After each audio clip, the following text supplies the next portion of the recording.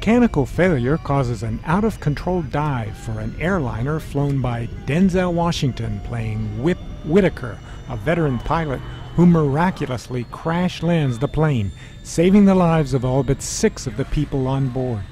You'll never see flight on an airplane because these frantic scenes are absolutely terrifying. Whip is definitely a hero, but with a major flaw. He just can't admit that he has a drinking problem, even though alcohol and drugs have already destroyed his marriage and alienated him from his teenage son. Plus, he was drunk and stoned even as he brought that plane down. You're a hero, man. You will never pay for another drink as long as you live. That's John Goodman as Whip's drug supplier and enabling friend.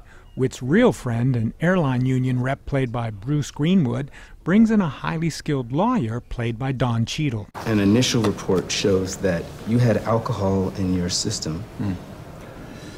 Thank you. So that doesn't mean anything. A couple of beers the night before the flight. This toxicology report states that you were drunk. Unfortunately, this is the only scene released for television that shows what flight is really about, an alcoholic's struggle. This gripping film is an intimate character study of a man in flight from himself, a charismatic leader the audience is rooting for in spite of mixed feelings about his drinking. We don't want Whip to go to prison, but we do want to see him tackle his real problem with addiction. And that conflict creates real suspense that lasts for the entire film.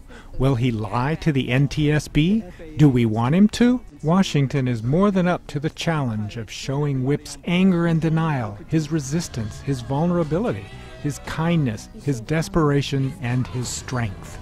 No one could have landed that plane like I did. And no one can stop Whip from drinking. It's a choice he'll have to make himself. Flight is one of the year's best films. Terry Hunter, Hawaii News Now.